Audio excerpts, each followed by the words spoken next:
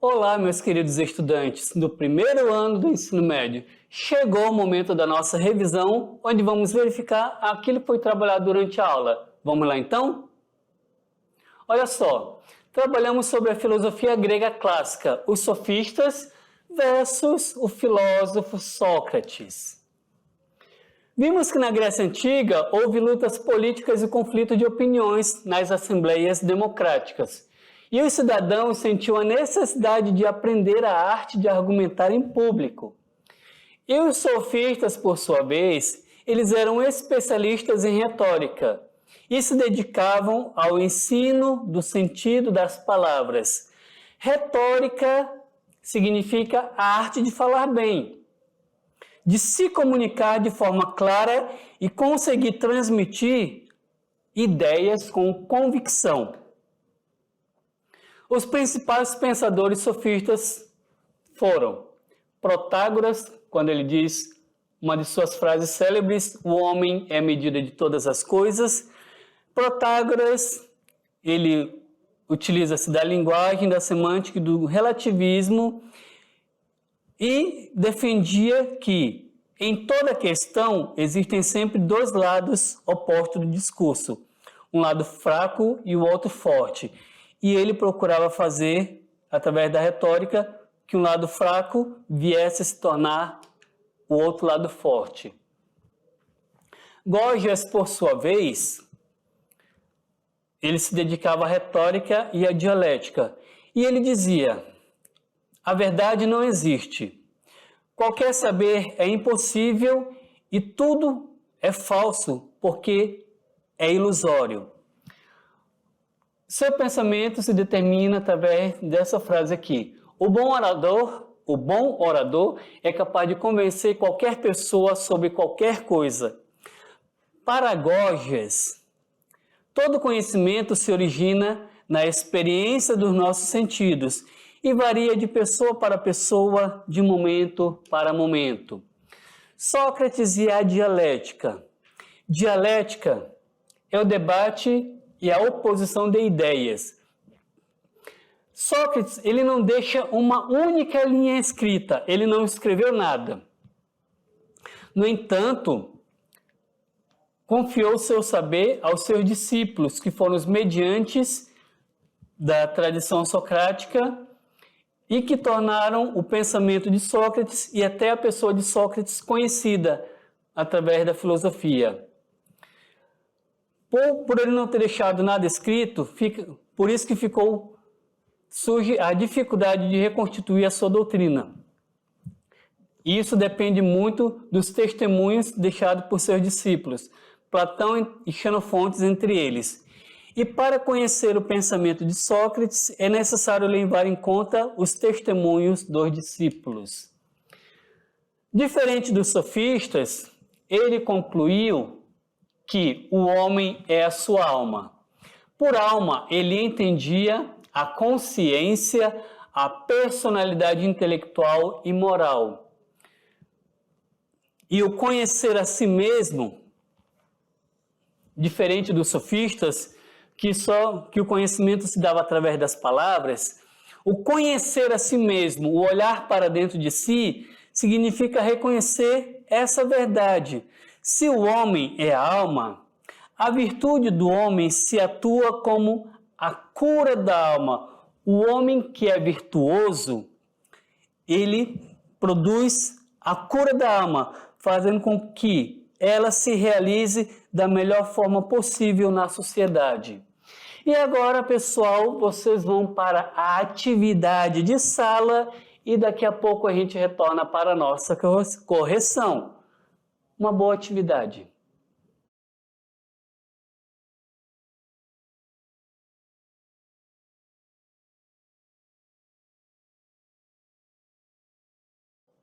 E aí? Responderam de forma correta? Mande as respostas aí que eu quero saber se de fato vocês acertaram essas questões que foram propostas para vocês. Qualquer dúvida, professor, fiquei em dúvida em tal questão, manda aí para a gente também saber quais foram as dúvidas de vocês e que assim a gente possa esclarecer todas essas dúvidas e possa comemorar os acertos de vocês. Vamos então para a questão número 1. Olha só. Vamos iniciar com a frase de Protágoras. O homem é a medida de todas as coisas. Com essa frase, Protágoras eleva a aptidão do ser humano em criar seus valores, suas regras, suas verdades, em acordo com as suas vivências e necessidades, deixando de lado, por sua vez, as influências divinas. Diante da afirmação anterior, olha só, não há possibilidades de existir verdades absolutas. Logo, surge então o que determinamos hoje de que A. Sensação e emoção. B. Amor a perder de vista. C. Um relativismo cultural. D. Pragmatismo e dogmatismo, ou seria E. Redes sociais. E aí, pessoal? Se não existem verdades absolutas, existe o quê? Olha só, estamos analisando o pensamento de Protágoras, quando ele diz: o homem é a medida de todas as coisas. Ou seja, durante a nossa aula percebemos que quando Protágoras fala isso, é que ele quer dizer que cada um tem a sua própria verdade. Se algo é verdadeiro para mim e não é verdadeiro para você, mas se aquilo de fato for uma verdade para mim, ela se torna uma verdade. Então não existem verdades universais. Existem o quê? Verdades particulares. E dentro desse conceito, a alternativa correta para os dias de hoje, olha só, diante da afirmação anterior, não há a possibilidade de existir verdades absolutas. Logo surge então o que denominamos hoje de um relativismo cultural. Pessoal, nos dias de hoje, isso está presente na nossa sociedade, esse relativismo cultural. Não existem verdades absolutas. Não existem padrões, vamos para o campo da estética, não existem padrões exatos para definir a beleza de uma pessoa. Então são conceitos relativos. A verdade, ela passa a ser relativa. A beleza, ela é relativa aos olhos de quem vê. A verdade é relativa de pessoa para pessoa.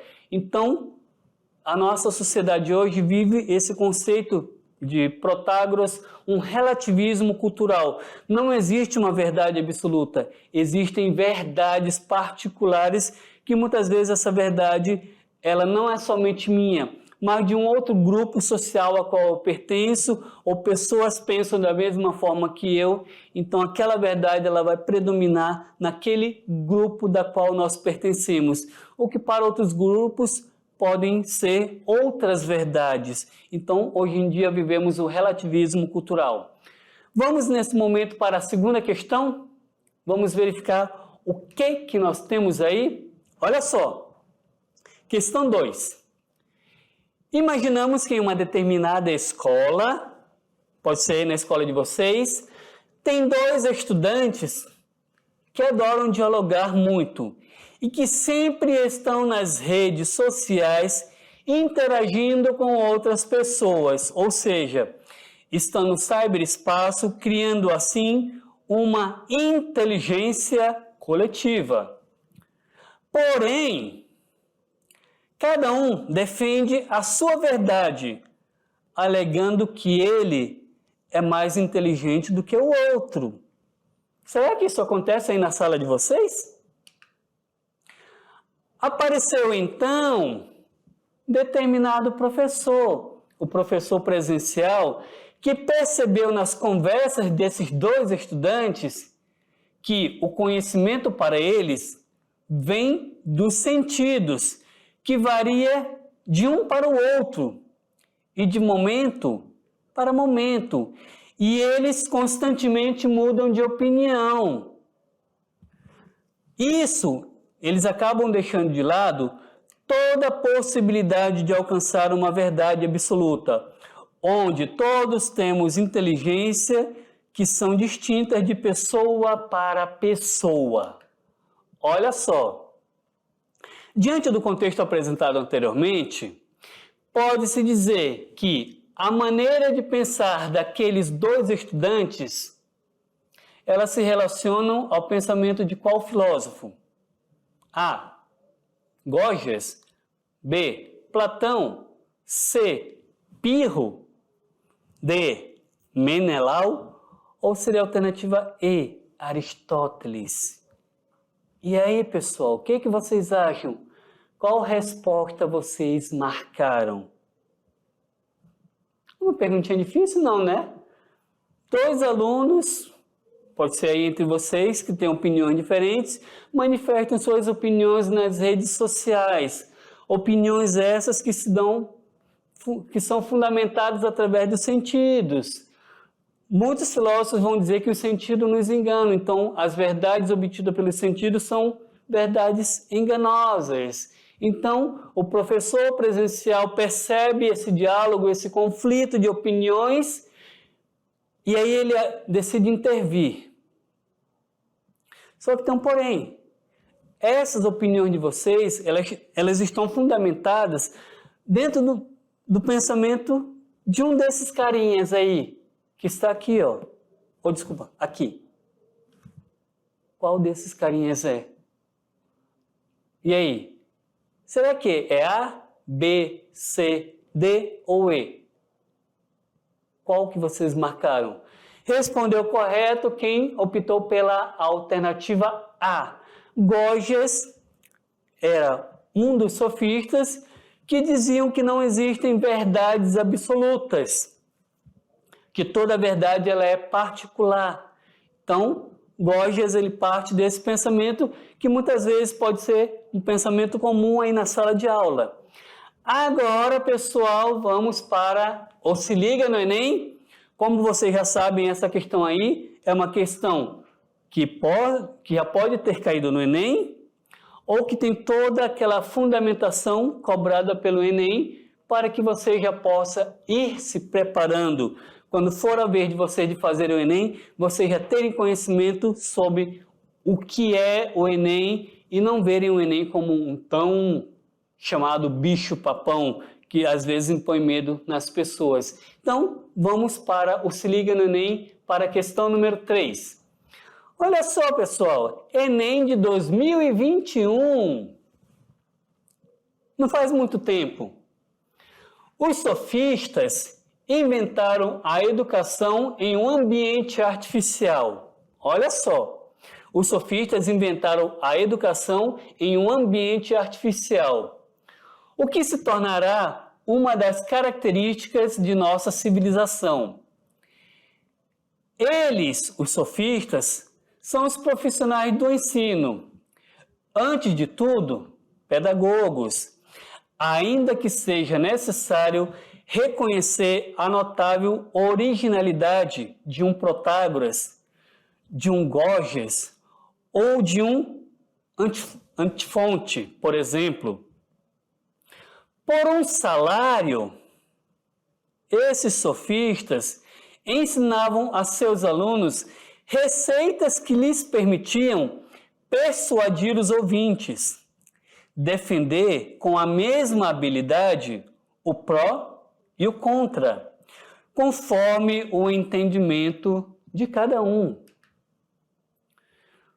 O texto em si apresenta uma característica dos sofistas, mestres da oratória que defendiam o quê?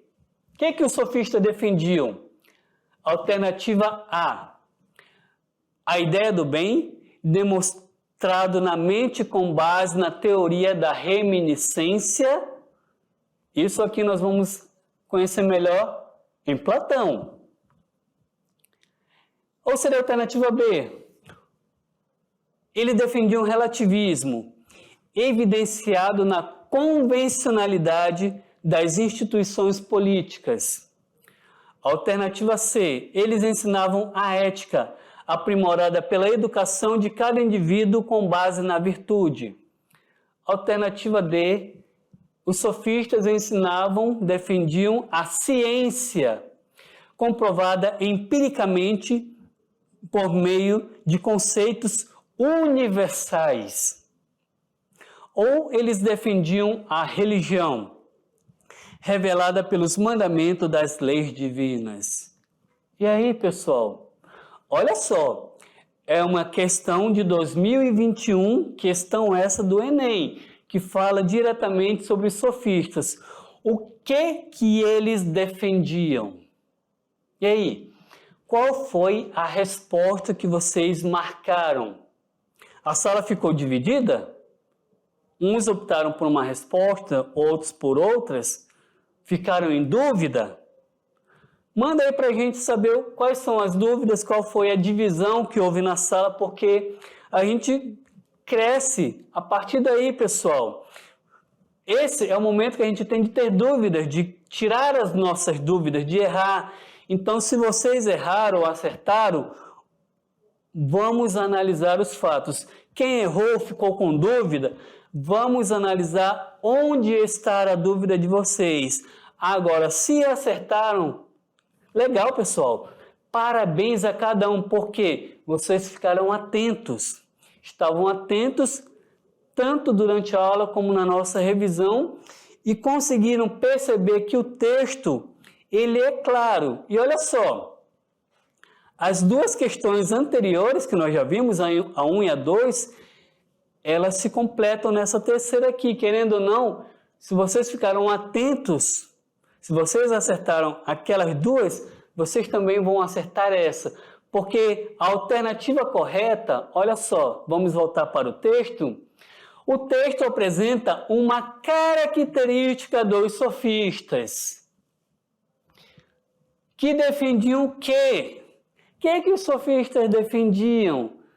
Eles defendiam o relativismo, que não existem verdades absolutas, existem verdades relativas, evidenciado na convencionalidade, ou seja, no convencimento. Isso, dentro de um cenário político, se dava nas instituições políticas. As pessoas utilizavam-se da retórica para ensinar a pessoa a arte de convencer. Então, os sofistas diziam que não existem verdades absolutas. A verdade, ela é relativa, de pessoa para pessoa.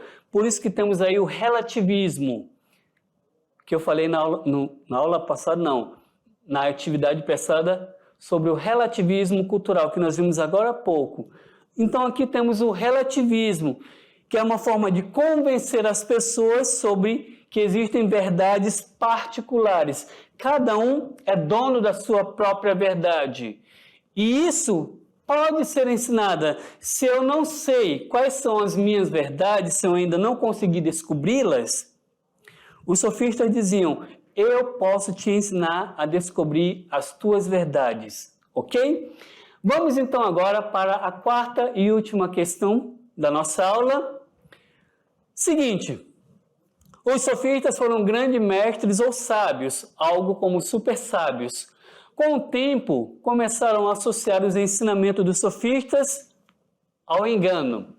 Aquele que, usando de sofismas e falácias, engana as pessoas e até obtém um crédito da sua capacidade para confundir o outro através dos seus argumentos. Olha só, agora vocês fizeram o quê? Descreva o nome de dois principais sofistas que viveram na Grécia Antiga. Pessoal, fácil. Protágoras e Gorgias. O que Protágoras dizia? O homem é a medida de todas as coisas. Gorgias dizia, um bom orador é capaz de convencer qualquer pessoa sobre qualquer coisa. Pessoal, e a gente fica por aqui. Espero que vocês tenham gostado da aula e a gente se encontra na próxima. Tchau, tchau!